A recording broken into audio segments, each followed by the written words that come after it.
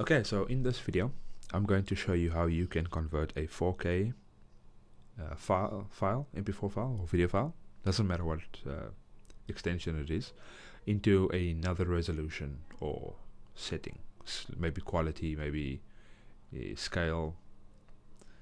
It doesn't matter, I'll show you. So the first thing you're going to want to do is upload the file to the Handbrake app by either dragging and dropping it here, or click File, navigating to the file and opening it. So let's say it's a 4K and you would like to lower the resolution to maybe just 1080p, right?